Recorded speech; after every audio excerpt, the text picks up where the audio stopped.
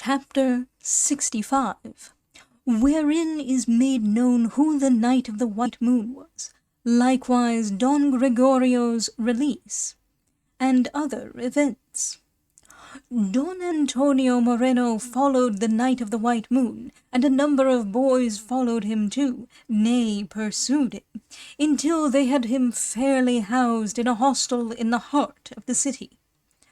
Don Antonio, eager to make his acquaintance, entered also. A squire came out to meet him and remove his armor, and he shut himself into a lower room, still attended by Don Antonio, whose bread would not bake until he had found out who he was. He of the White Moon, seeing then that the gentleman would not leave him, said, "I know very well, Signor, what you have come for. It is to find out who I am, and as there is no reason why I should conceal it from you, while my servant here is taking off my armor, I will tell you the true state of the case, without leaving out anything. You must know, Signor, that I am called the bachelor Samson Carrasco. I am of the same village as Don Quixote of La Mancha, whose craze and folly make all of us who know him feel pity for him, and I am one of those who have felt it most. And persuaded that his chance of recovery lay in quiet and keeping at home and in his own house, I hit upon a device for keeping him there. 3 months ago, therefore, I went out to meet him as a knight-errant, under the assumed name of the Knight of the Mirrors, intending to engage him in combat and overcome him without hurting him, making it the condition of our combat that the vanquished should be at the disposal of the victor. What I meant to demand of him, for I regarded him as vanquished already, was that he should return to his own village, and not leave it for a whole year, by which time he might be cured. But fate ordered it otherwise, for he vanquished me, and unhorsed me, and so my plan failed. He went his way, and I came back conquered, covered with shame, and sorely bruised by my fall, which was a particularly dangerous one. But this did not quench my desire to meet him again and overcome him, as you have seen today. And as he is so scrupulous in his observance of the laws of knight-errantry, he will, no doubt, in order to keep his word, obey the injunction I have laid upon him. This, Signor, is how the matter stands, and I have nothing more to tell you. I implore of you not to betray me, or tell Don Quixote who I am, so that my honest endeavours may be successful, and that a man of excellent wits, were he only rid of the fooleries of chivalry, may get them back again.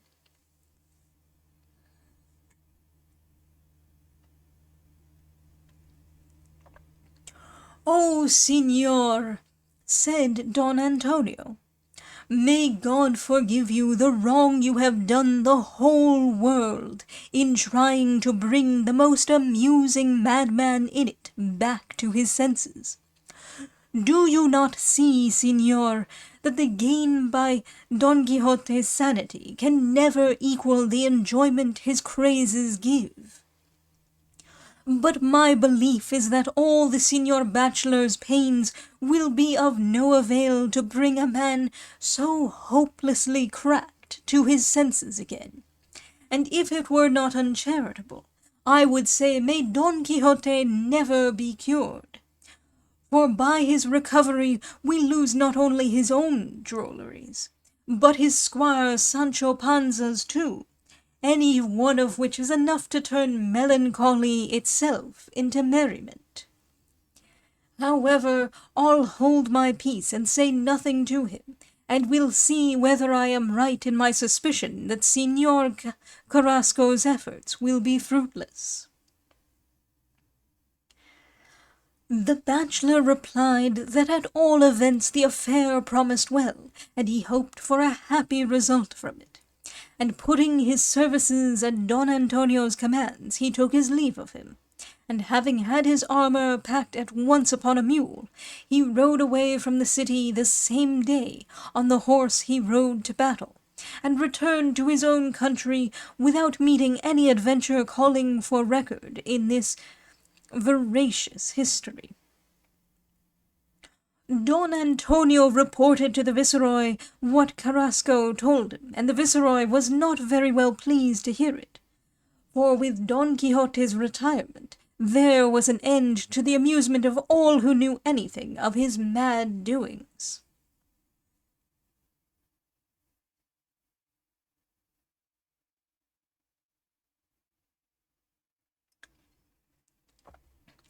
"6 days did Don Quixote keep his bed, dejected, melancholy, moody, and out of sorts, brooding over the unhappy event of his defeat. Sancho strove to comfort him, and among other things he said to him, 'Hold up your head, señor, and be of good cheer if you can, and give thanks to heaven that if you have had a tumble to the ground you have not come off with a broken rib, and as you know that where they give they take, and that there are not always fletches where there are pegs. A fig for the doctor, but there's no need of him to cure this ailment. Let us go home, and give over going about in search of adventures in strange lands and places. Rightly looked at, it is I that am the greater loser, though it is your worship that has had the worse usage. With the government I gave up all wish to be a governor again, but I did not give up all longing to be a count, and that will never come to pass if your worship gives up becoming a king by renouncing the calling of chivalry. And so my hopes are going to turn into smoke.' 'Peace, Sancho,' said Don Quixote. 'Thou seest my suspension and retirement is not to exceed a year. I shall soon return to my honoured calling, and I shall not be at a loss for a kingdom to win and a county to bestow on thee.' 'May God hear it and sin be deaf,' said Sancho. 'I have always heard say that a good hope is better than a bad holding.' As they were talking, Don Antonio came in, looking extremely pleased, and exclaiming, 'Reward me for my good news, Señor Don Quixote. Don Gregorio and the renegade who went for him have come ashore. Ashore, do I say? They are by this time in the viceroy's house, and will be here immediately.' Don Quixote cheered up a little and said, 'Of a truth, I am almost ready to say I should have been glad had it turned out just the other way, for it would have obliged me to cross over to Barbary, where by the might of my arm I should have restored to liberty not only Don Gregorio, but all the Christian captives there are in Barbary. But what am I saying, miserable being that I am? Am I not he that has been conquered? Am I not he that has been overthrown? Am I not he who must not take up arms for a year? Then what am I making professions for? What am I bragging about, when it is fitter for me to handle the distaff than the sword?' 'No more of that, señor,' said Sancho. 'Let the hen live, even though it be with her pip. Today for thee and tomorrow for me. In these affairs of encounters and wax one must not mind them, for he that falls today may get up tomorrow, unless indeed he chooses to lie in bed, I mean gives way to weakness and does not pluck up fresh spirit for fresh battles. Let your worship get up now to receive Don Gregorio, for the household seems to be in a bustle, and no doubt he has come by this time.' And so it proved, for as soon as Don Gregorio and the renegade had given the viceroy an account of the voyage out and home, Don Gregorio, eager to see Ana Felix, came with the renegade to Don Antonio's house, When they carried him away from Algiers, he was in woman's dress. On board the vessel, however, he exchanged it for that of a captive who escaped with him. But in whatever dress he might be, he looked like one to be loved and served and esteemed. For he was surpassingly well favoured, and to judge by appearances, some 17 or 18 years of age. Quixote and his daughter came out to welcome him, the father with tears, the daughter with bashfulness. They did not embrace each other, for where there is deep love there will never be overmuch boldness. Seen side by side, the comeliness of Don Gregorio and the beauty of Ana Felix were the admiration of all who were present. It was silence that spoke for the lovers at that moment, and their eyes were the tongues that declared their pure and happy feelings. The renegade explained the measures and means he had adopted to rescue Don Gregorio, and Don Gregorio at no great length, but in a few words, in which he showed that his intelligence was in advance of his years, described the peril and embarrassment he found himself in among the women with whom he had sojourned. To conclude, Quixote liberally recompensed and rewarded as well the renegade as the men who had rowed, and the renegade effected his readmission into the body of the church, and was reconciled with it, and from a rotten limb became by penance and repentance a clean and sound one.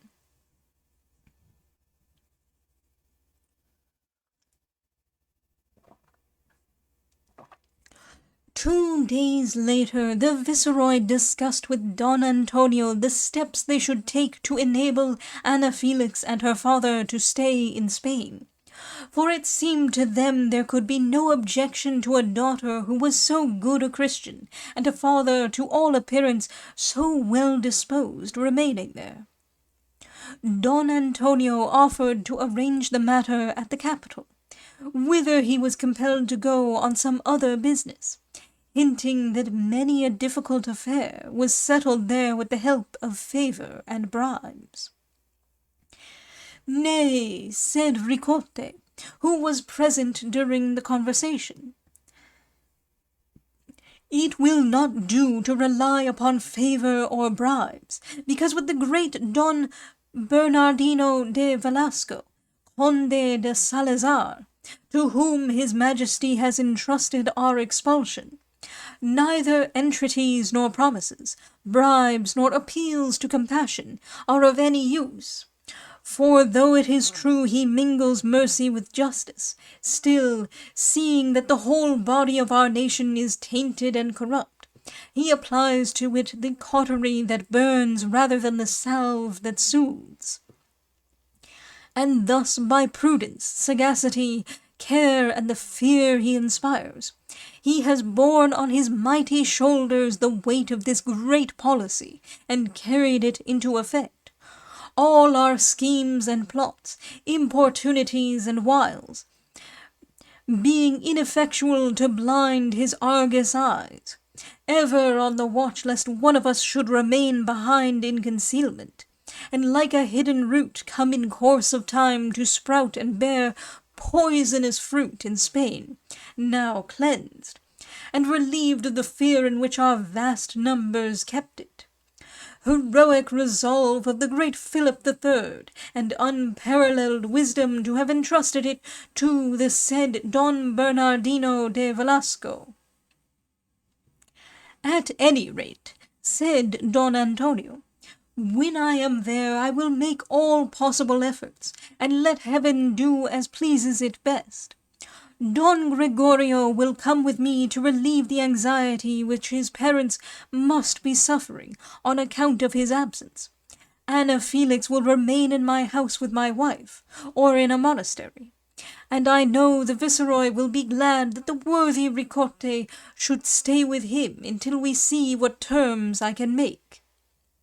The viceroy agreed to all that was proposed, but Don Gregorio, on learning what had passed, declared he could not and would not on any account leave Ana Felix.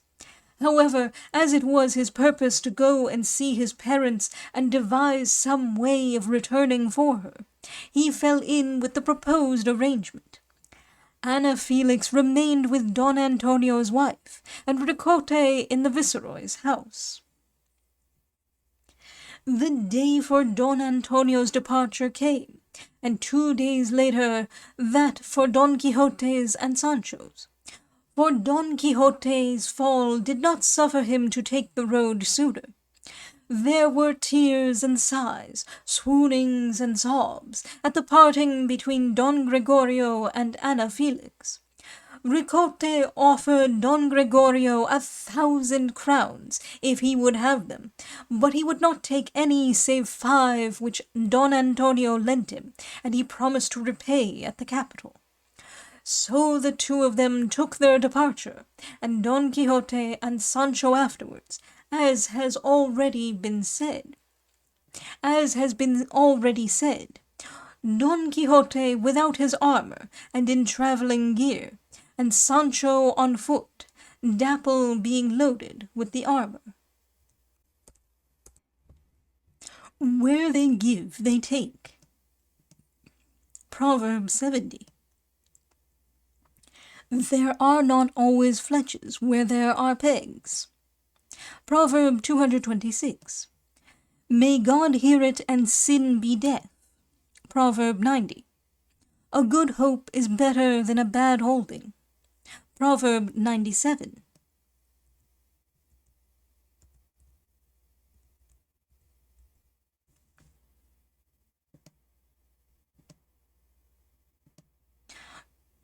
To have entrusted it to the said Don Bernardino de Velasco. Clemensin says this Don Bernardino de Velasco was famous for having one of the hardest hearts and ugliest faces in all Spain. He was especially charged with the expulsion of the Manchegan Moriscos.